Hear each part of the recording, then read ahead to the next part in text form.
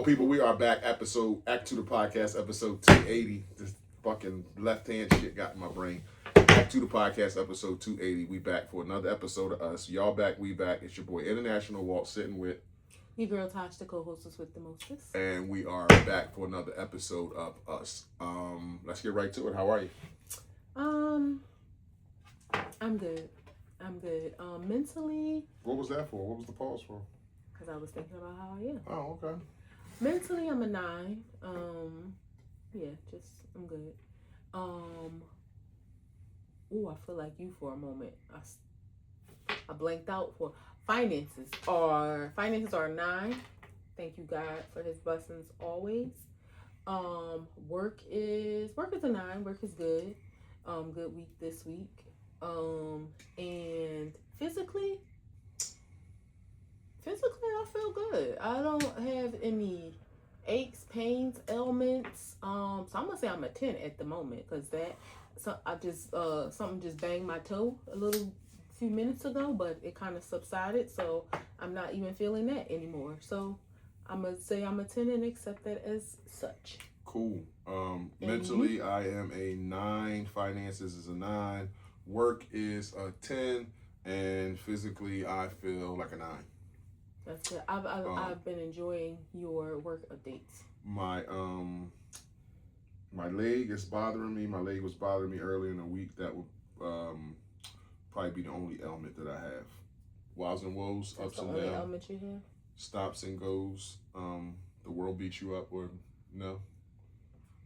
That's the only element you have? I got other elements.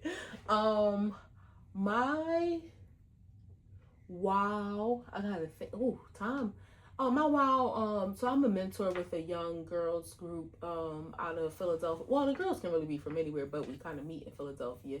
And we had our end of year celebration this past weekend, and that's always a good time. Just like, getting together with not just the young ladies that we mentor, but also with my fellow mentors, right?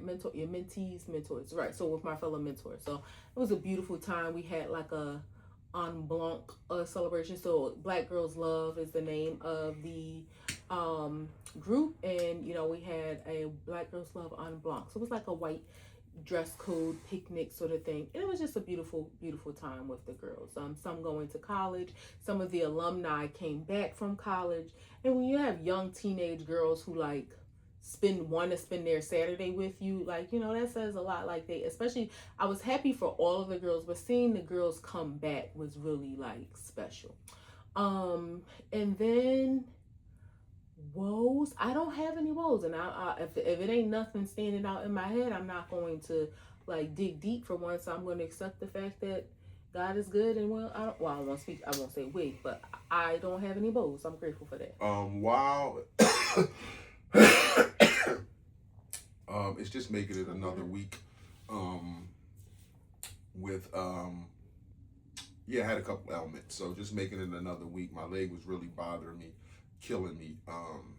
I had this burning sensation in it, in my IT band. If y'all don't know what an IT band is, y'all should look that up. Nothing too serious, but it's probably workout related. But I've always had this dead side to my leg, ever since I was a teenager. My right side where the IT band is, it's always numb. For a long time. So, and I don't like when it's touched, because it's weird to say oxymoron, it's numb, but when you touch it, it hurts. Yeah. So I don't like for my right side of my leg to be touched, the right side of my thigh. So that was bothering me this week. That was my woe. Wow is just making it another week, breathing another week. That's about it. It makes me think about when people have what is it called when they're missing a limb? Phantom pain. Mm-hmm. So, that's different in a sense because your leg, of course, is here. Yeah, I'm about to say, where you tying this in? But just saying, how you, it's your dead side where you really can't feel anything, but if it's touched, it don't feel good. You know, but I guess that's a good thing, too, that there obviously are still some nerve endings there that when it's touched, the fact that it doesn't feel good isn't good, but the fact that you can feel that is good to let you know that there are still some nerve endings that are moving there. Just we just don't know what it is. But you it's always, like a topical numbness. It's like the skin. Like I can't feel my fingers dragging up my thigh, but if you pinch me, I'd punch you in your fucking face. Like that's what I mean. So do it feel prickly? No, it doesn't feel anything. It just no, I mean if somebody touch it. No, it just feels don't feel good. Like I can feel somebody squeezing my insides, like my fat and all that stuff on my thigh. Like I just don't, and it doesn't feel the same over here. This feels like totally different. Yeah, but IT band side, whatever that is that straps all this muscle together, mine ain't never been rubbed out. Never been rubbed out. Rubbed out. Ever. You might have, but I don't know if that'll hurt you though. And they say that I was watching a video with basketball player Carmelo Anthony was talking about this, and he was like, as athletes, they always rub out your IT band, and he was like, it hurts. Like it hurts like a motherfucker. And he's like, but as athletes, you just learn to lay there on your side and take it. So I know how a regular person walking down the street would feel getting their IT band rubbed out. You ever see like those wood things? Yeah. Because I know they have the things in the gym that you can lay on and rub, but having one of those wood things, I know people use those wood things for like lymphatic massages, like when the girls get surgery, like and stuff. They use that, but that might be good because it's so hard. And like you said, it's going to hurt, but you can control the pressure. But to do what? To rub it out, I'm saying, because it's kind of like a roller, like it's not. Well, what are we rubbing out? I don't know. That's what I'm saying. I don't know. Something is firm, then you ain't gonna make it. Maybe if the muscle relax, maybe you're helping the muscle relax so that it can. Because I think what's called the muscle is so contracted, it's pressing on a nerve. So maybe rubbing it out will help the muscle relax so they can release that nerve a little bit. Because you use your legs, so not just for working out. Like you have a physical job where you use your legs so much that your muscles and your legs are probably always, contracted in a way. Like you don't have flabby legs. No, they're always activated. Yeah, so it could be a thing of like rubbing it out to just kind of relieve the muscle a little bit so that. Hey, a question though, I guess I never thought about this before. We've gone to get massages, throughout our life, and you have even gone like individually a couple times when I've gifted you a massage. Does that have, like, do you have to stop them? Okay. No, because they kind of rub the back and they rub the top. Front, yeah, not too and much they kind of side. graze over. They're not really doing the side like that. Got you. I've never felt anything with that and getting a massage at all. Yeah. Shit, I almost threw up in my mouth. Do you need a little bit of water? Sure, I have some water. Well, it's June and it's the middle of the year. I know your job does this too, but y'all kind of have them more off cycle, I think. I don't know, but I thought it would be a good idea for us to kind of do a mid-year review, like a mid-year checkpoint, see where we are mentally, emotionally, and just, I found a couple questions. I don't know what the page name is, but I don't want to cap like I made them up or we made them up, but it's a lady who's I know how you talk and think, so I know you didn't make these up. Family therapist, or maybe she's some sort of therapist, psychologist, something like that, and she posts a relationship question every week. And we did some of her questions before, but I thought these were just some good, conversational topics, some good reflection, and just to kind of look at where we are as like a mid-year review. Okay.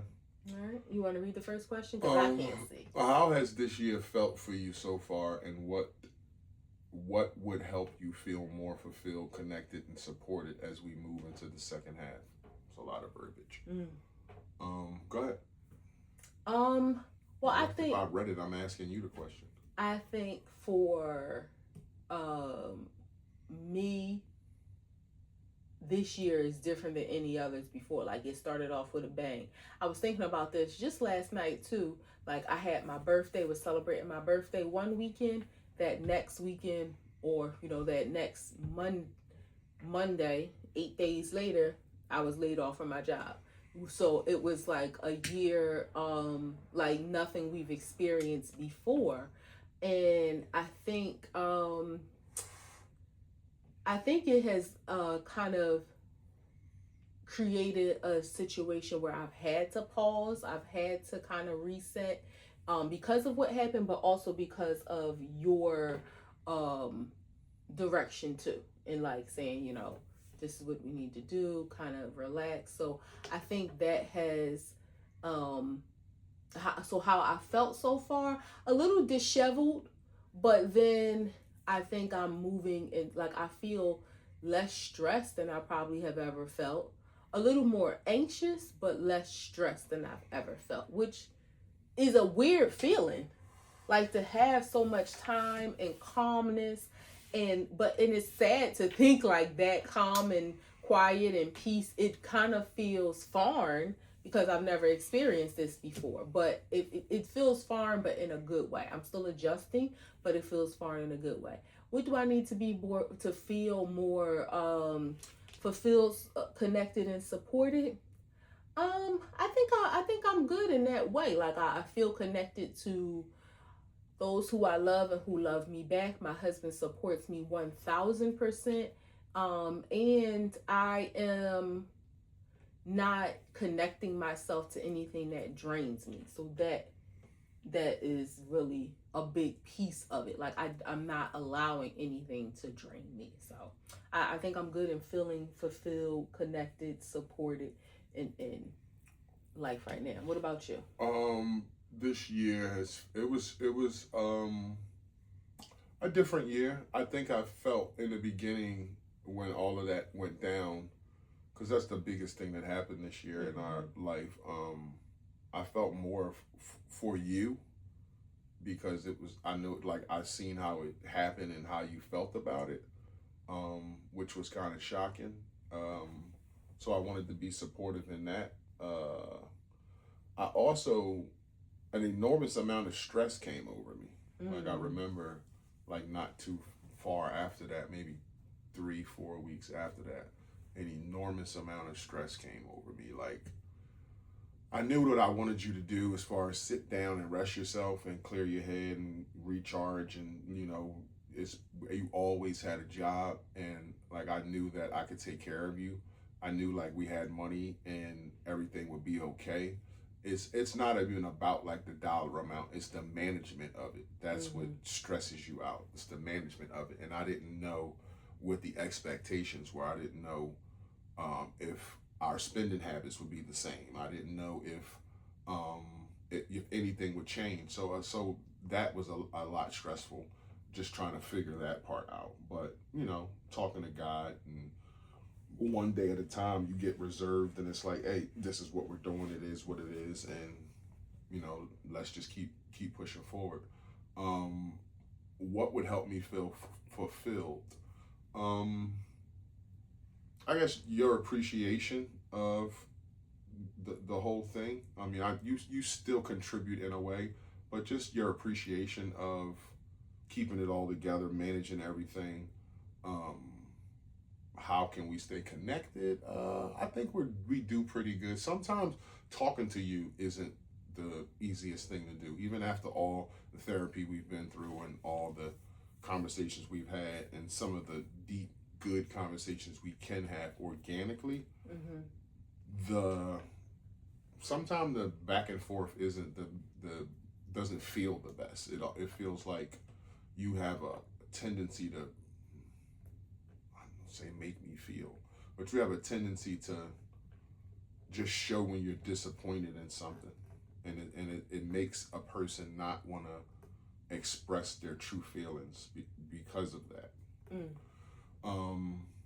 That would be it. But I would say fulfilled, connected, and supported. I mean, I'm not lacking in any of those areas. Okay. Is there a vision of yourself you've outgrown that you still miss sometimes? A version, I'm sorry. I'll let you go first. Is there a version of yourself that you've outgrown that you miss sometimes?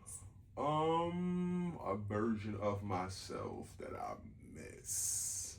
No, I pretty much like and love who I am today. I think everything that I have shedded was needed to be shedded. I wish that I had,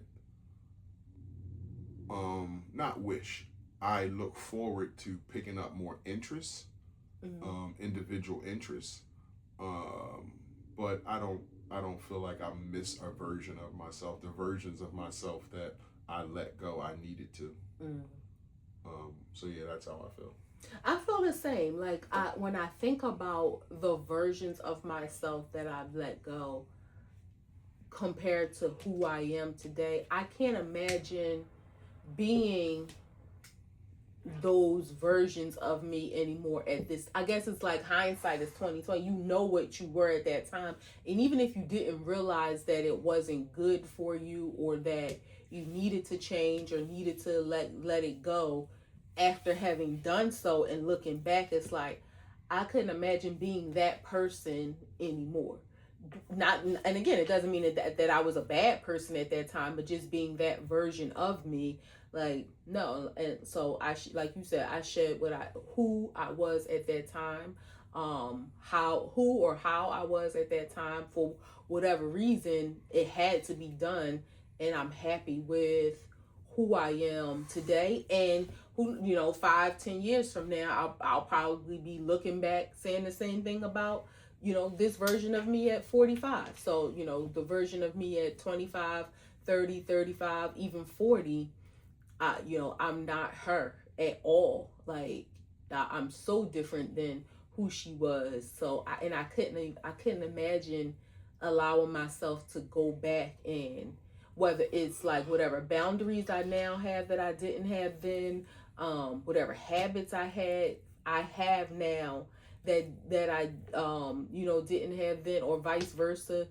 Cause I don't want to be that person. Yeah, I mean, sitting here at 48, I feel light. That's a good so way to to think describe to it. be carrying those versions of myself would feel like baggage, because I don't use any of them. I don't need any of them. That which was hence shedding them off. Yeah. So yeah, it would just feel like baggage. Yeah. Yeah. Light is that's a good description. Like it's so simple but so like meaningful. Like just feeling light is a good thing. Mm-hmm. Yeah. What's something your family did that felt completely normal to you growing up, but later you realized was unusual? I'm not gonna say, I don't know if unusual is the right word, but I realized it wasn't as common as I thought it was. We always, am I boring you? Mm-mm. We always ate dinner at the table as a family, despite whatever dysfunction was going on in the house. Like that was just what we did. We didn't have one of those families where like kitchen is ready on the stove and everybody kind of eat when they want, or like somebody might eat in the living room, somebody might eat in their room. Like we always sat down at the table for dinner, which when I became an adult, like I appreciated that. And I didn't realize that it was so uncommon that like so many people did other things. Like I know going to my grandma's house, that wasn't how dinner was served, but my grandma also didn't have like, she had a lot of people in and out. Like she served my grandpa in his bedroom, like, bought him his food all the time, and everybody else kind of fend for themselves based on whatever she cooked. But I didn't realize that was probably more of the norm than our house. What about you? Wow, it's hard to think back to like that early. I would think major arguments. If it was a major argument in the house, whether it be me and my brother or me and my mom or my mom and dad, like it just seemed like everything went back to normal and nobody talked about anything.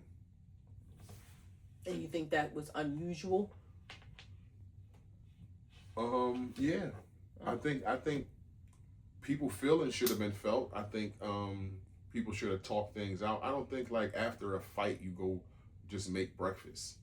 Like I don't think after I don't believe in two brothers arguing or fighting and you just make them shake hands or hug and it's over with. Like I think those kind of things breed resentment, and so yeah, that would be the first thing that comes to my mind is not having conversations after feuds. But so my question is, do you think that was? Do you think it was normal in my house, and I think it was unusual? Okay, so you think most other families handled it differently? Yeah. Okay. Or I like to think that they did. Okay. Did y'all talk after arguments? No, like it Just wasn't. went back to normal. Yeah, it was like my mom and dad. Like Nobody said sorry. Nobody said, "Hey, listen, sorry for fighting in front of y'all," or none of that shit ever ever happened.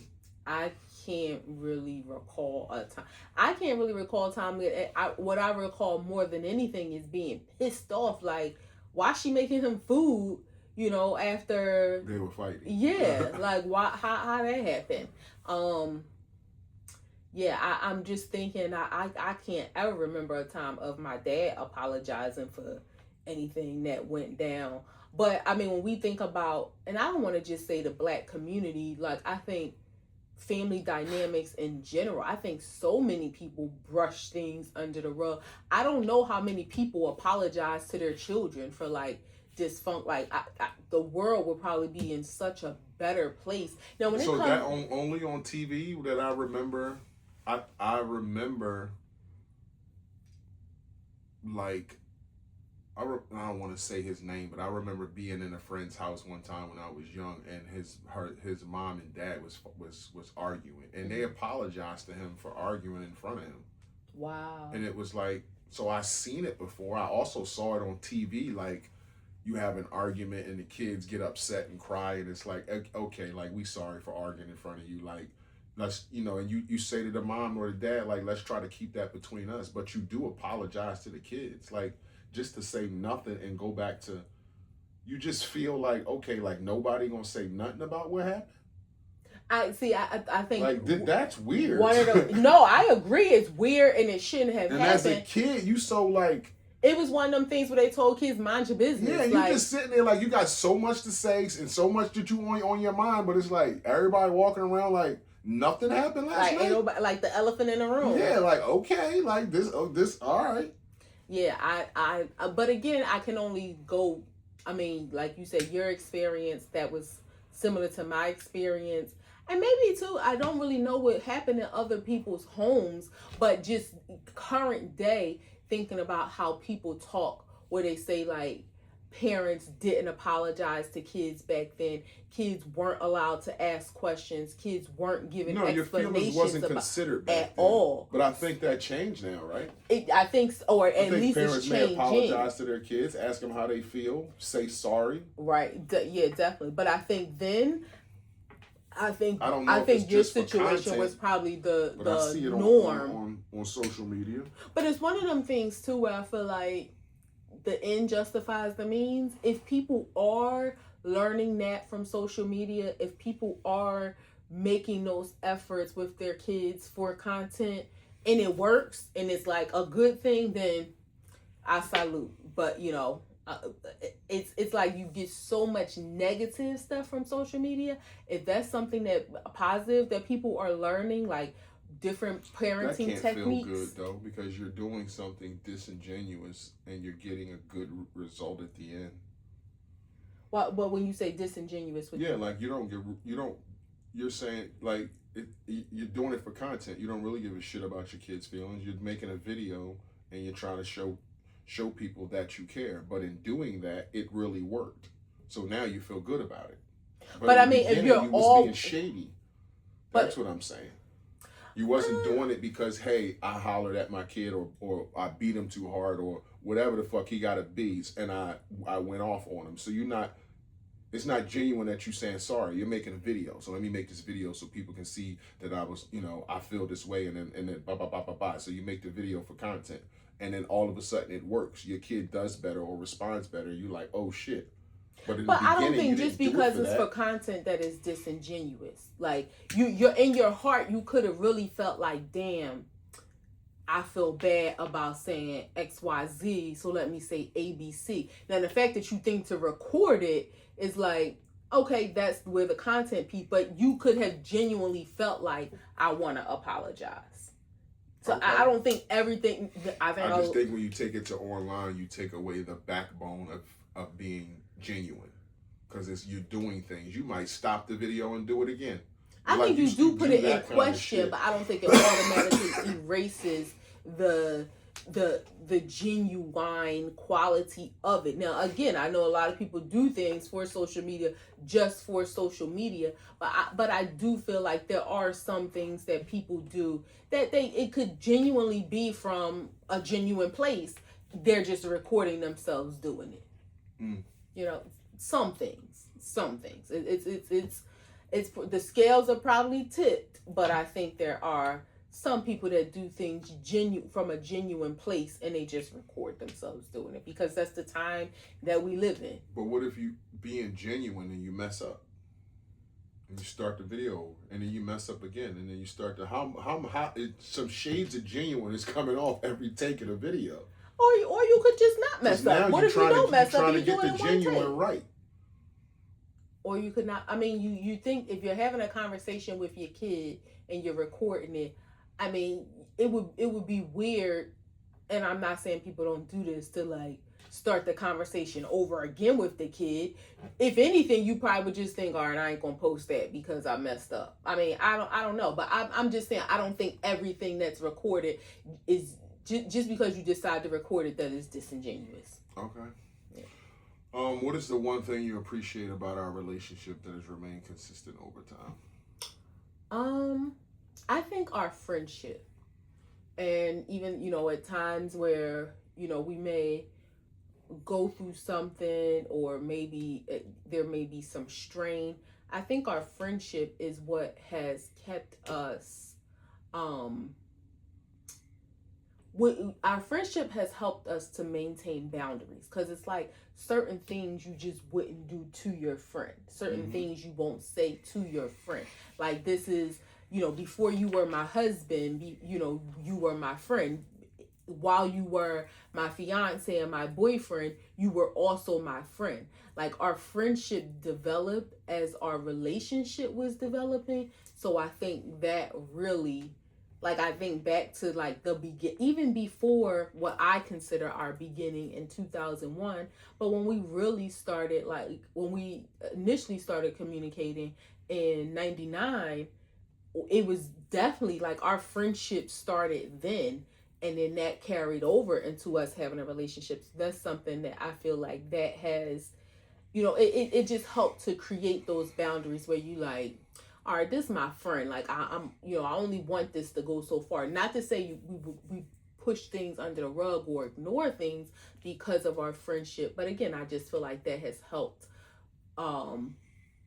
I'll speak for myself. It's helped me to reaffirm those boundaries. Like, nah, this is my homie. Like, I wouldn't want to hurt him, disrespect him, like see him in a negative place because he's my friend. Love doesn't do that for you? No. I mean, it does, but but only to a certain extent, because you can love someone and want them away from you. You can love someone and not want to, you could love them and want the best for them, but away from you. So, I mean, just so. But I'm talking about, like, I'm not just saying like love them where it's tongue in cheek. If you're in love with somebody, that's not enough for you not to hurt them. Like, you have to think about how close of friends you are. I'm not gonna say it's not enough. Loving somebody and being in love, I think being in love comes and goes. Like, all the love remains. The love is consistent, but it has its valleys and peaks. Being in love has its valleys and peaks. So I think the friendship aspect, and maybe the love is intertwined with that friendship. Like, you're my friend, you're my best friend, and I love you deep as my friend. So I mean, so I think the opposite for me. I was to say our friendship also, but I would think being in love with you all this time, and the maturation of you, the different Tashas that I had to love over the years, that can be enough for me not to hurt you. Just being in love with you. For me, our friendship goes through peaks and valleys. For me, like, the friendship is always there, but we don't always agree on everything. We don't always have the best conversations, and we don't always see eye to eye. And that's where our friendship, where it'd be like a little bit like it's a tiff there. But on the back end of that, I still love you. I'm still in love with you, and I'm still going to take care of you. But I might not like you right now, and that's a friend thing for me. So that's where the friendship peaks and valleys for me. The consistency is that when I look at you, I'm still in love with you. Okay. So that would when you talk about things going too far, yeah, I haven't said things and haven't done things because I'm in love with you and I don't want to see you hurt like that. I don't want to be the person to hurt you like that. But friendship for me, that's the peaks and valleys. It's the opposite way for me. Okay. What are some moments and actions from me that have helped you feel safe and build trust in our relationship? Wow. I'll let you go first since I went first. What are some moments and actions from me that have helped you feel safe? Shit. I was a fugitive for 23 years, and I remember being scared a lot. I remember the first time that I showed her I was scared. I was scared to show her I was scared, and I couldn't refrain from not showing her. It probably would have sent me into a panic attack. So I let it all out, and I was scared because I didn't know how she would take it. I didn't necessarily think she would call me a chump or a punk or something like that. I just didn't think she would make me feel how I needed to feel in the moment, and she did. So that's a moment for me. Conversations. I remember COVID year was a growing point for us where a lot of people was going through turmoil and didn't want to be around their spouse, but we were taking walks and building conversation, more friendship, more love, more trust in our relationship, just being together, walking our neighborhood. 5,000-10,000 steps up this block, down this block, 45-minute hour walks, and just talking the whole time. Sitting somewhere, getting some air, and bonding and becoming closer, and feeling more safe with each other. So that was a poignant time for us, I would say right off the bat. You know what's crazy about that? So in 2020, we had been, that house we were living in, we had been there at that point 12 years. And that was the first time we had saw blocks that were literally like 3-4 streets away from us. But this generation, you drive everywhere, so we never had a reason. Like, these were residential streets, so we never had a reason to go over there. But it was like so close yet brand new. Like, we walked the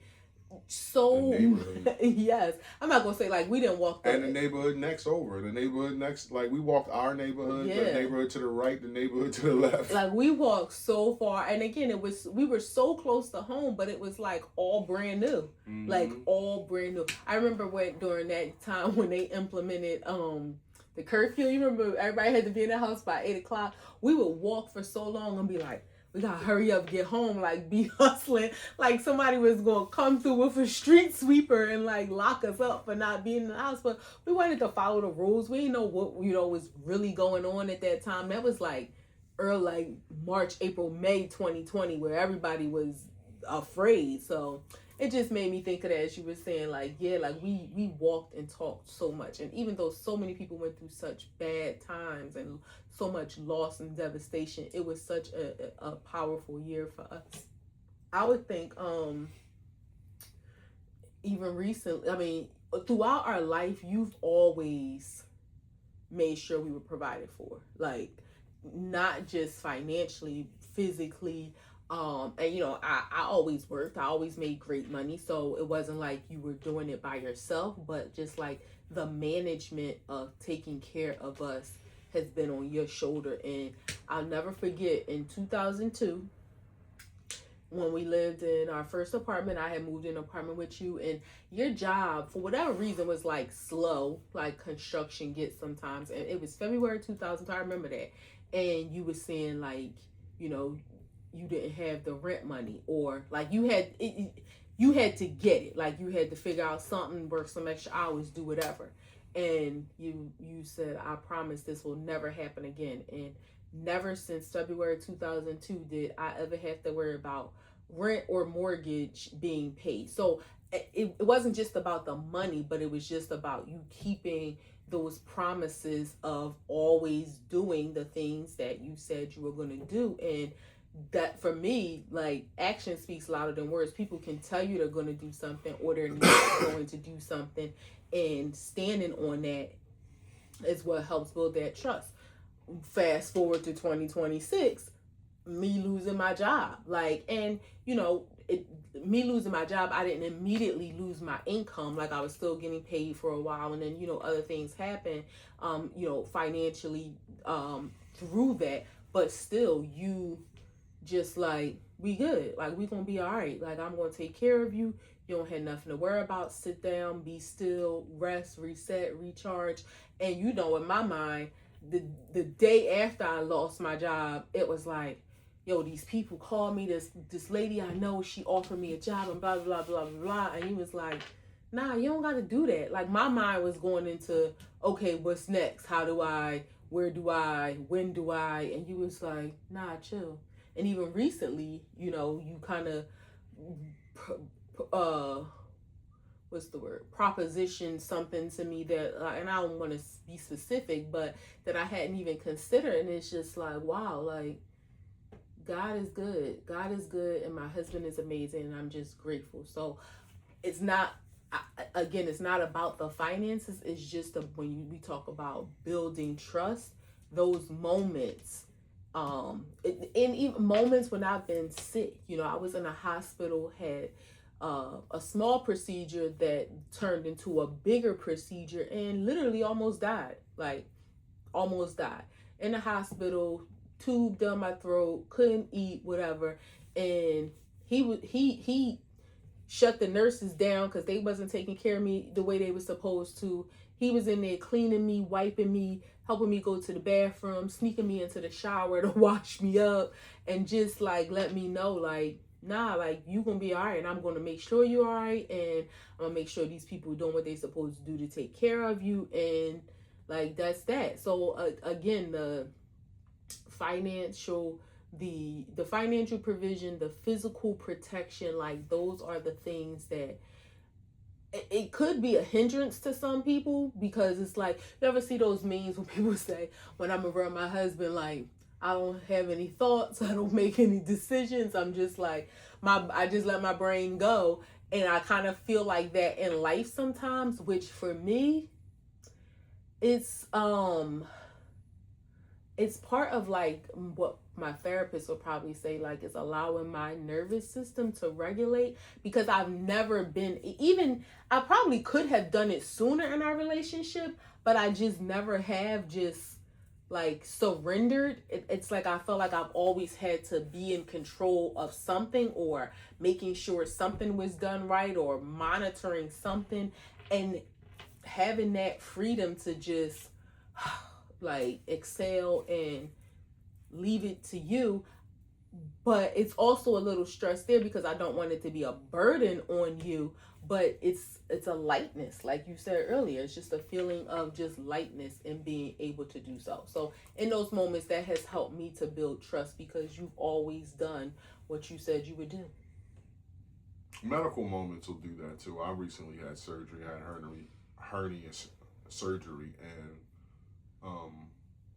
when somebody say they're going to take care of you, that can just be talk. But in those moments when you feel your most vulnerable, if that's a word, but when you feel most vulnerable, and somebody helps you out, like, you just look at them different. Like, that's the moments that actually build the trust, because you can't do for yourself, and you want to ask for help. You need help, but you got pride, you got ego, and to let go and let somebody take care of you, and you grown, is a different kind of trust, because you don't want that thrown back in your face. You don't want it let out to other people. You just want to be taken care of. Like, you want your friend to take care of you. So we've done that for each other, and I wasn't going to bring that up, but those moments absolutely build trust. Yeah. When you naked in the bed, and your person is taking care of you, and making sure you guarded, and everybody doing what they're supposed to do, asking questions, being an advocate for you, not just letting you lay up there. Yeah. But and for me too, it's one of them things where it's like, I think, and this kind of goes back to like what is something that I appreciate about our relationship as well. It's that friendship too, and I'll use what you said, love, because it allows us to have a relationship and dependency on each other in those times of need where there's no embarrassment, there's no pride, there's no ego. It's like, okay, whatever you need me to do, like he literally had to wipe me. Like I was in the hospital unable to do anything. He had to wash me. And as an adult woman, that was 2008. So I'm 27 years old and having to act. That was 2009. I'm 28 years old, having to not having control over myself and having to have somebody take care of me in that respect. And it's like, nah, it ain't no embarrassment behind it because of who it is. Like like this is the person, this is who it is. Like the good, the bad, the ugly, like we've seen it in each other. And yeah, and we've been there. So I'm grateful. 3 grams. This popular YouTubers, have a big YouTube channel and they do lifestyle content to a big audience, and they was disclosing their baby journey of conception and getting pregnant and all that kind of stuff. And then they took am I saying this right? Genetic testing. Genetic testing, and found out that their baby has a possibility, I don't know what percentage, of being Down syndrome, and they aborted. They opted to abort it, and they also shared that with the people on their platform. Right off the bat, I sent this to you, I think a week ago, and No, you had posted in your story. I posted it in my story, okay. And my opinion was, I commend people who feel like a life that's taking care of a mentally challenged kid, or bringing a mentally challenged kid into the world, and how the life that you would give them or not give them, like if you can recognize that in yourself, I think it's not a disservice. I don't want to say a service, but okay, so I'm gonna say a service to that kid and yourself to do so when you're able to. My wife is against abortions, and I know her stance on this, but that if to bring that kid into the world and you not be able to take care of it the way that its life requires, then I think that's a disservice to the kid and you. You can get frustrated. You can end up harming the kid. The way the kid has to grow up and go to school, kids are cruel. So it's a plethora of reasons why, in such an early stage, why this would be okay with me. Your thoughts?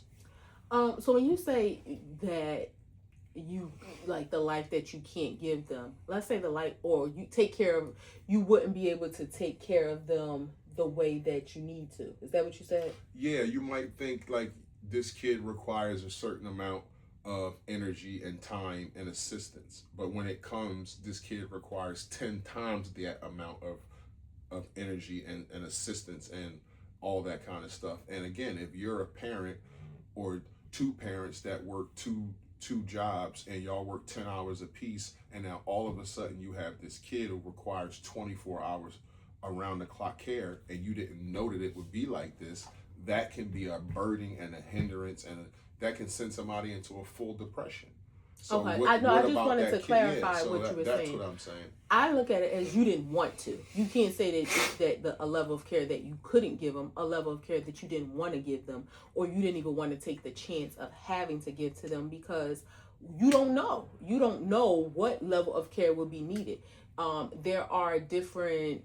I don't know if it's called like a spectrum as it is in with autism diagnoses, but there are different levels of Down syndrome where some people can live, pretty close to a life that children that don't have Down syndrome live, where some do require a higher level of care. So you don't know what would have been required. You just decided this ain't something we want to deal with.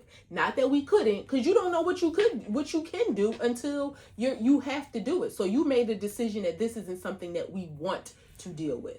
And that to me is so disheartening, because I feel like, where does it end? So at the end, not only that, it was a chance that the child could have Down syndrome. I know of a story, and I've told you this before. This child is probably 30. Almost 30. I don't know him personally, but Before you go on, they had a percentage that they didn't disclose.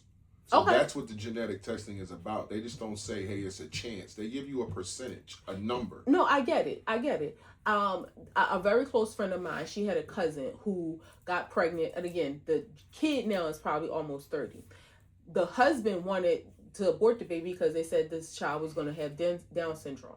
The mom said absolutely not. They got a divorce, and the child, nothing. He's grown. He's probably almost 30. Never had Down syndrome. Like, the test can be wrong sometimes. There was somebody in the comments about this story who kind of mentioned the same thing. Was, I think, trisomy something test, blah blah blah. They told me my child would be and my child was born perfectly healthy, nothing wrong. So I get that there is a chance, but to say, oh, we couldn't do this, you don't know. You just didn't want to. And again, what is the where do you draw the line? So I'll let you finish. Let me finish. So where do you draw the line? So if they said that, okay, your child is going to have a heart defect that may require surgery, and they may have some, medical issues, do you decide then, like, we don't want to deal with that either? Or let's say you get pregnant again a year, 2 years from now, and the test comes back again. We see this genetic marker again. There's a chance that the child may have Down syndrome. Are you aborting that baby again? Or there's no genetic test for autism. So let's say you get the test back. Oh, the baby looks perfectly healthy. And then you have this baby, and the baby, you may not find out till the baby is like 18 months, 2 years old, when they're not meeting some of the milestones, and you realize, oh, wow, now this is also, and they could be severe on the spectrum with autism, and now this is the life that we're going to have to live, because this wasn't something that the genetic test can identify, but this was the result. Are you going to get rid of the 2-year-old? What are you going to do then? But I think that's why these things are in place now. Just like you can pick a baby's the gender, eye color, hair color, all this kind of shit is where technology has went to. So absolutely, when you see stories of a 9-month-old they had to crack his chest open to give it a new heart, and they gotta have another infant has to die because this infant needs a heart, and then the baby is holding on and ends up dying at 10 months. Do you think, like, just for a second, what we went through was worth us disregarding that test that the baby had a heart defect? So let's just say everything is 50-50. So, because I'm acknowledging what you're saying by saying, yes, you could have a life where things aren't that bad, but you got to acknowledge to me that things can be that bad. If I'm going to give it to you, you got to give it back and say, okay, things can be fucked up if you're raising a kid with special needs. Mm-hmm. So yeah, you can have the positive attitude of saying this may go well. It may not be that bad. There is a spectrum, if that's what we want to say, of how bad this can be. But let's just say it's really bad. And you had the opportunity to say, okay, well, this child's going to have a severe heart defect, and we're in the stages where it's a peanut. Like we're in that stage of it. So we have this baby and it dies at 10 months. Do you know what we got to live with for the rest of our life just because we took a chance on a 50-50 shot? And it's like the opportunity is there, and people know themselves. I don't think it's always about what you don't want to do, because you know yourself and you know your makeup. There are some things you've had to endure that you thought you would have never been able to handle, and you handled it. So I hear that people know themselves in the sense But of I what almost lost it. I don't think you understand. But you've made it through and you didn't lose it. I know, but that's speaking from a point of privilege when I know how close you can come to losing it. That's all I'm saying. Having a baby, a screaming baby, a baby that needs 24/7, and you a brand new parent is difficult, Tosh. Having a regular baby is difficult. So having a baby that needs special needs, that can't do anything for themselves, can't tell you when they need a bath or when they need fed, or can't do any of that stuff right. It's a hassle, and I think some people know their makeup and know I'm probably not the person to be in line for this. And if I can do this where it's an early stage, then that's what this testing is here for. That's what this testing is here for. I look at it as the testing is there for me. Now, I'm not saying, like, I'm not discounting anything you're saying. For me, the testing... I'm not saying the testing is there to kill kids. I don't want to misrepresent that. No, but you're not incorrect in saying that the testing is there for people to make a decision. Right. Do you want to continue or not? But for me, I would look at it as, okay, now I know and I have an opportunity to prepare for whatever is coming because I'm not killing my baby. That's just how I feel. I understand that. And again, we speaking from a point of, obviously you're a person who, we said this before, right, can't have kids. So I understand your passion about this and the abortion thing. I give you that. So I know where you're going to come from the drive. This baby could come out with an arm out his chest and an arm out his neck. He going home with me. Yeah. That's how you feel. I get that. But for a person, I had a kid, young, a regular kid, and it was difficult. And I'm telling you, like, to raise a kid when it has all these special needs. And again, it could be on the easy side of things. I give you that. But it also you can come home and it could be on the most difficult side of things. And you or your husband may not be prepared for that. Let's just say your husband's not, and he gets a divorce and he leaves. Now you're a single mom. You need help with this. You need help with a regular baby. So now you got available. I mean, yeah, I know it's not the same as having two parents, but that's why they have in-home nurses and all the other things that, it's not like you're just going to be isolated on the island all by yourself. I can imagine is extremely difficult. Let's just look at this scenario. Your husband walks out.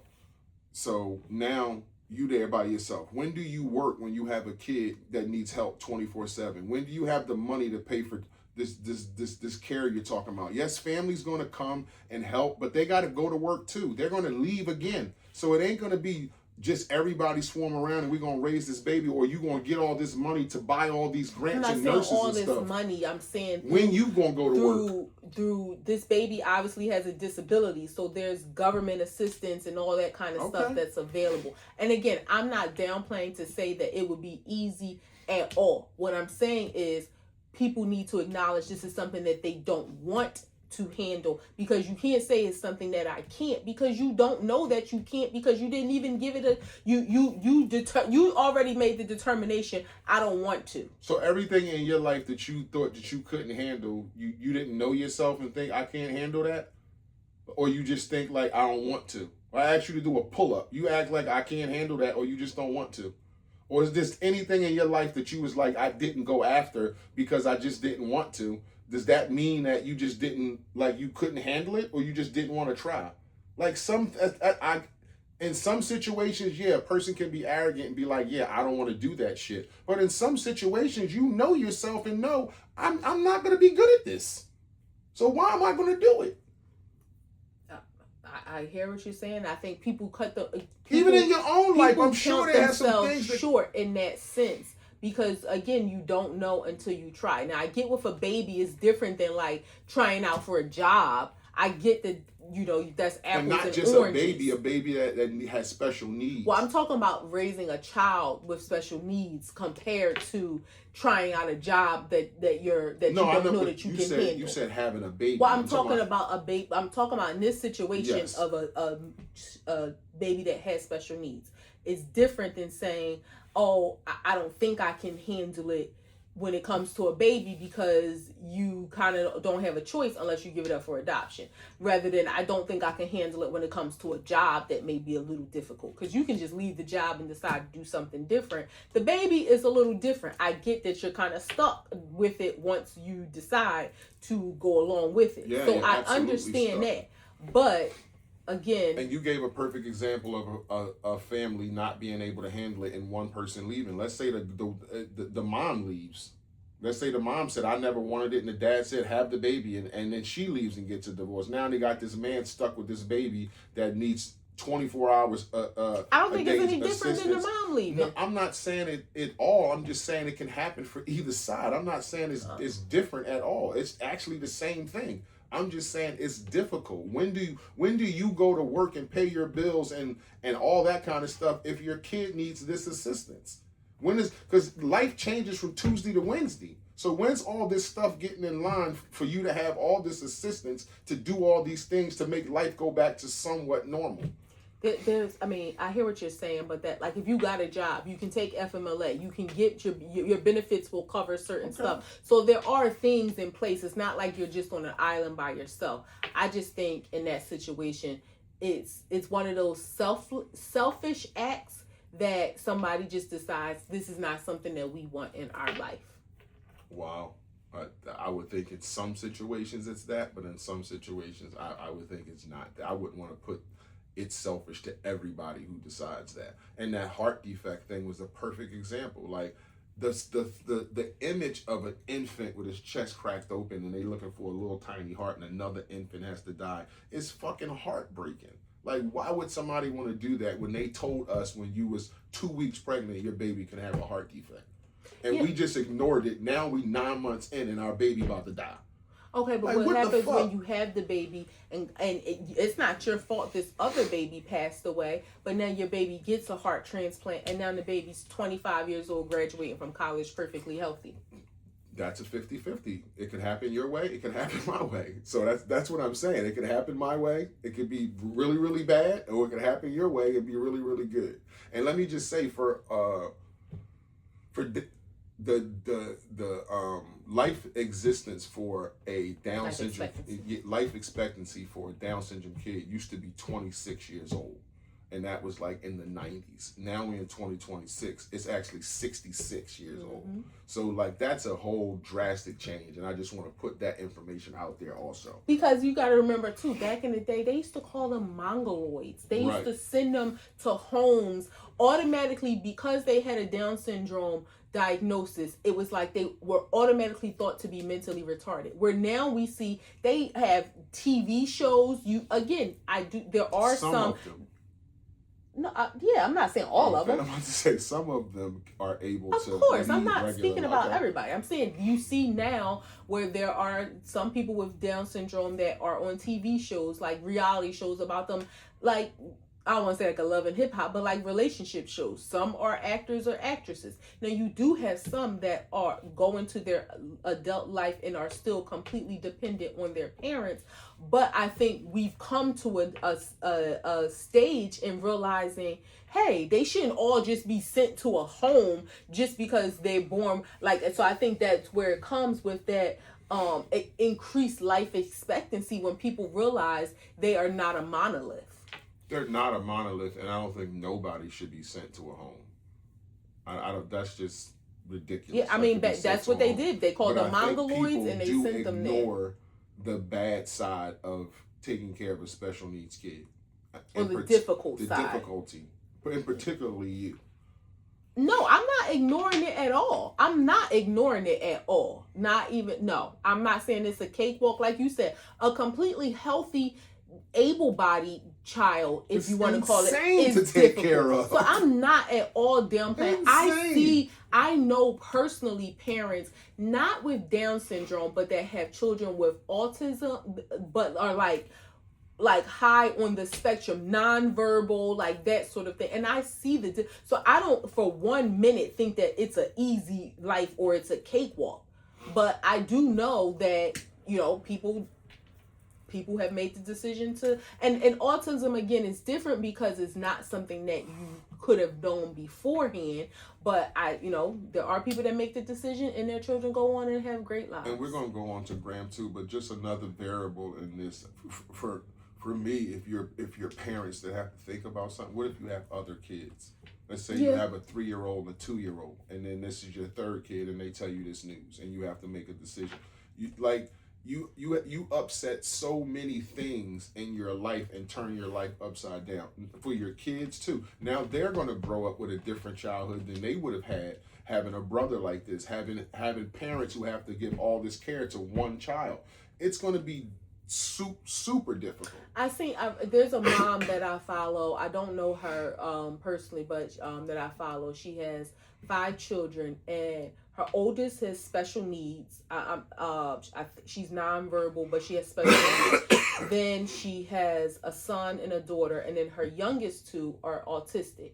And the 2 that don't have any special needs or anything, she recently took them on a vacation, and she acknowledged, she was like, they sacrifice a lot, with their siblings, not only just helping with their siblings, but the fact that their siblings require a lot of attention. She's like, they deserve this time and I thought that was really, and that's a blessing awesome for her to be able to do something like that. Yeah, that's a blessing, but that's not everybody's reality. Graham too. Carmelo Anthony, not the basketball player. Carmelo with a K. The 19-year-old. He was arrested and locked up for for murder. He was 17 when it first happened. He was a high school student who got into an altercation with another high school student, and he stabbed him. He died. At a game. At a track meet. And he was charged with murder. He was recently found guilty and sentenced to 35 years. There's a lot of uproar from both sides. I guess one side, let's just say this. Carmelo is a white gentleman, and the guy who was killed, Austin, I can't remember his last name, was white. I'm sorry, did I say Carmelo was white? Carmelo is black, and Austin was white, right? Both high school. Their schools were opponents at this track meet. Carmelo went to the other team's tent, and they were telling him to get out, get away. The guy Austin, was kind of the aggressor in the situation of trying to make him leave, pushed him, and Carmelo stabbed him. He again was charged with murder and just got sentenced to 35 years. The uproar is saying that he was sentenced unfairly. There was one picture I saw circulating where the dad was at a party with the judge and the DA. Everybody white. The jury was white. In this town, people were saying he didn't have a fair jury of his peers because it wasn't reflective of the community. As far as being mixed, it was just all white people. My take on this, probably an unpopular opinion, is I want people to take a look at this as if they were 2 black teenagers or 2 white teenagers. I understand race may have taken a part as far as the jury and all that stuff, and people feel that it's he got too much time, because people are also comparing it to the recent Asian man and the George Zimmermans of the world who didn't get any time for the murders that they committed. But singularly looking at this event, if this was my nephew, I would want this young man to be in jail. It's horrible on both sides of the fence. The Austin, I can't remember his last name, but his family lost a child he was killed. Carmelo is going to jail for 35 years. I wish, going back, they would have just fought. They would have just put their hands up. Maybe he beat him up, or maybe he got beat up, whatever the situation was, and he would have just fought. But he wasn't, from what I read, he wasn't jumped. It wasn't they kind of they wanted the jury to sentence him based on it being an act of passion, which I don't really understand how that works. But if it was looked at as that, he would have got less time. I guess looking at it he didn't intend to murder him. He stabbed him because he was passionate in the moment. But I hope this is an example for young people everywhere. Like, you can't bring a knife to a fight and stab somebody. Like, again, from what I read, he wasn't being jumped. It wasn't a situation where like his life was in danger. It should have just been two boys fighting and somebody eventually breaking it up and they going about their lives to live another day alive and free. I see it cut and dry the same as you do. Carmelo Anthony stabbed them and killed them. You got to go to jail for that. Like, that's just is what it is. You can't stab. You can't kill people. You at a track meet, rival schools, people bump chests and we better than y'all. That shit happens at every sporting event that ever is put on, from pee-wee all the way up to the pros. Like, that happens. Like, it's tension out here. We're competitive. My school gonna beat yours, whatever. Even if y'all not even on the goddamn team, you go to the schools, it's competitive. That happens. But to stab somebody and kill somebody is crazy. And to think there should be an uproar like he shouldn't get that money. He's lucky he ain't got life. Yeah. You killed the person, bro. Like, you can't do that. You cannot do that. And black people can't, just because he's black and y'all adding race to this. He killed the person. That's number one. The fact that he's black and the other kid's white. If this kid was white and he killed Carmelo, it would be a whole fucking different tune y'all would be singing. This selective outrage shit gotta stop, man. Like, he killed a kid, stabbed him over a goddamn argument at a track meet. Yes, he's lucky he got 35 years. He'll be able to get out one day and see life again. He lucky he don't get life without parole. He got convicted of murder. And you got to think about the shit when you do these crimes. You can't say, again, black people, you do a crime in Arkansas. You stab somebody, you shoot somebody. It's all white people. They're not going to go bust black people in just to give you, these are your peers. The area where he lived was mixed. Okay. Like, I mean, because, so they... I mean, well, when they pick the jury, your lawyer has to be on that. Yeah. So it is what it is. But these areas that's filled with white folks and majority black is the minority, then no, you can't be like sitting up there thinking you're going to get 12 black people. That's not how this shit works. There's a DA who's going to stop that in any circumstance. You're a black person on trial. We're not going to sit here and let you get 12 black people. Yeah. And let me just say, George Zimmerman, Mr. Child, whoever else, yes, they should have been convicted. Like, and it's like, just because they weren't doesn't mean that, Carmelo wasn't still wrong. Is it horrible to think that at 17, they say he was such a good boy, he had a high GPA and blah, blah, blah. He made a mistake, but there are some mistakes in life that you have to pay for. There are some mistakes that you can't undo. Like, it was a horrible... He committed a crime. And whether you want to call it I don't necessarily look at it as a mistake. No, he made not. A decision. Yes. He made a decision that was a bad decision in that moment. Does that mean that, again, the Asian man who just was not found guilty for murder, he should have been found guilty. But that doesn't mean that this boy, again, that he's not wrong for what he did. If it was my nephew, I would want, and he, took my nephew's life, I would want him to be in prison as well. Yeah. We talked about this a few episodes ago. People got to think about their emotional intelligence and have to teach these children about how the decisions that you make can affect the rest of your life. And this is a horrible, horrible lesson to learn.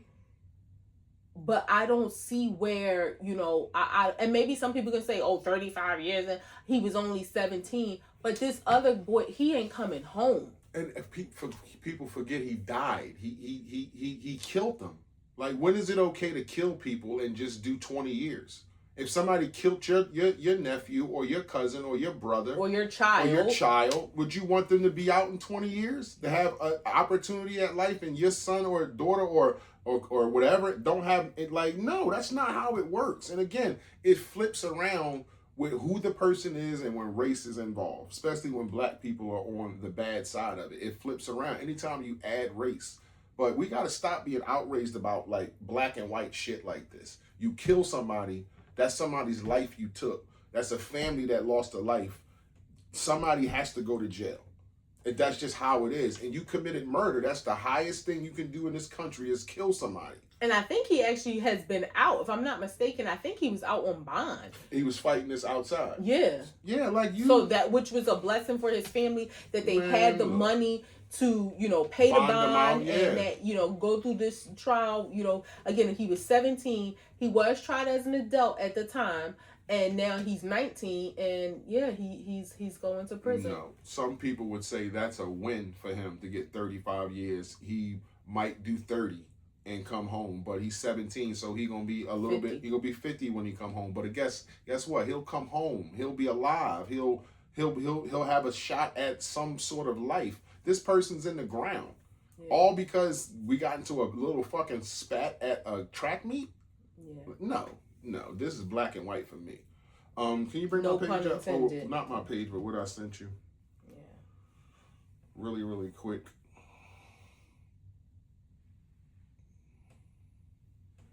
So this is a topic that was about unspoken rules for men and women. Unspoken rules for men.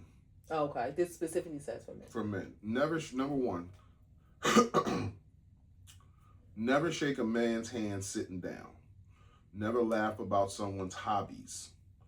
When entrusted with a secret, always keep it.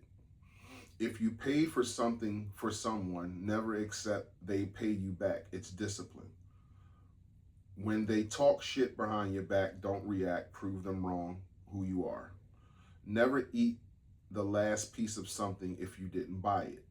Silence is confidence. Forgive, but never forget. Manners make the man. These are specific to men. What would you, I'm not going to say 10, but give me 5 things you think are specific to women that are unspoken rules that y'all carry in y'all society. That's so, I mean, for one, I think some of those things apply to women as well. Like not eat, I don't think it's like something that's so high on the list, but like not eating the last of something that you didn't buy. If you pay for something for somebody, you shouldn't allow them to pay you back. If you were doing it from the kindness of your heart, that should just be that. If somebody tells you a secret, keep your mouth shut. That's something you always say to me, I'm like a secret squirrel. Like, I be knowing so much stuff, I be forgetting that I know stuff about people, because I'm not that kind of person. I don't tell people's business. And I'm not going to sit here and say you tell everything, but you do tell. I tell you. But that's what I'm saying. You tell somebody. Yeah, not everything, but. That's what I'm saying. So, are you keeping a secret? I keep a lot of secrets. I don't tell you everything. I know. I'm acknowledging that first, but I'm saying you tell people. Not people. You tell a person. So, are you really keeping a secret? Is what I'm saying. Probably not. So and if you was somewhere and it was last piece of cake or chicken, and you was like, you really want that cake? It was good, and it's one piece left, and everybody's like this. Did you get that piece of cake? You didn't buy it. I think that it's the asking before just taking it. I think is where it kind of like instead of you just taking the last piece. I think that's the difference. And if somebody's like, "Oh, hey, you can have it," then that's different. Then you. And usually with women, when they buy you something, or if you buy another woman something, and I've seen this where you can go back and forth with, "I'll pay you back, I'll pay you back, I'll pay you back," and you can get wore down and be like, "Okay." A man is supposed to take a firm stand and be like, "Listen, no, don't even ask." No, but see, it's weird because it's funny because it's always something always has a meme attached to it where it says like, I don't know who gave you PTSD and I don't know what friend gave you PTSD before, but you don't have to pay me back for that $18 drink. It's like just a little joke, and it's a couple different situations where I have teased people before, like, this is for you, like, it's okay, you're good. You don't have to give me back $7. You don't have to, or if I'm treating you to brunch, like, it's cool. Like, I don't need you to if I say I'm treating you to something, that's just that.